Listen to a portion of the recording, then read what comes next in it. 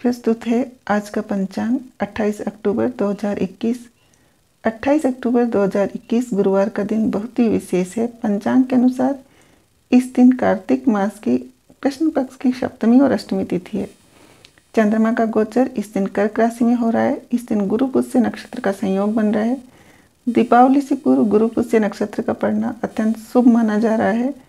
इस नक्षत्र में खरीदारी करने के लिए इस नक्षत्र को बहुत ही उत्तम माना गया है। आज अहोई अष्टमी है। पंचांग के अनुसार 28 अक्टूबर को अहोई अष्टमी का पर्व मनाया जाएगा। मान्यता के अनुसार कार्तिक कृष्ण अष्टमी को मां पार्वती के अहोई स्वरूप की पूजा की जाती है। इस दिन व्रत रखकर पूजा की जाती है। यह व्रत करवा चौथ के 4 दिन बाद रखा जाता है। इस व्रत को आकाश में तारों को देखने के बाद खोला जाता है। इस व्रत को संतान की लंबी आयु की कामना के लिए किया जाता है। इस व्रत को संतान प्राप्ति के लिए सर्वोत्तम माना गया है। इस दिन मां पार्वती, शिवजी, श्री गणेश और कार्तिकेय की पूजा की जाती है। अहोई अष्टमी व्रत कार्तिक कृष्ण पक्ष की अष्टमी तिथि को रखा जाता है। इस दिन अहोई माता यानी कि पार्वती माँ की पूजा की जाती है। अहोई अष्टमी व्रत की महिमा का जितना वर्णन किया जाए उतना ही कम है। इस दिन किए उपाय आपकी हर मुश्किल दूर कर सकते हैं। इस एक व्रत से महिलाएं अपनी संतान की शिक्षा, करियर, कारोबार और उसके पारिवारिक जीवन की बाधाएं भी दूर कर सकती है। इस बार अहोई अष्टमी का व्रत 28 अक्टूबर गुरुवार के दिन रखा जाएगा। अहोई अष्टमी व्रत की कथा। एक साहूकार के 7 बेटे थे और एक बेटी थी। साहूकार ने अपने 7 बेटों और एक बेटी की शादी कर दी थी। अब उसके घर में 7 बेटों के साथ 7 बहुएं भी थी। साहूकार की बेटी दिवाली पर अपने ससुराल से मायके आई थी। दिवाली पर घर को लीपना था, इसलिए सारी बहुएं जंगल से मिट्टी लेने गई थी।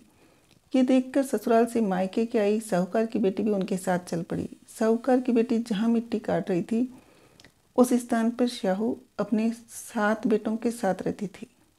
मिट्टी काटते हुए गलती से साहूकार की बेटी की खुरपी के चोट से शाहू का एक बच्चा मर गया। इस पर क्रोधित होकर शाहू ने कहा कि मैं तुम्हारी कोख बांधूंगी। शाहू के वचन सुनकर साहू की बेटी अपनी 7 भाभियों से एक एक कर विनती करती है कि वह उसके बदले अपनी कोख बंधवा ले।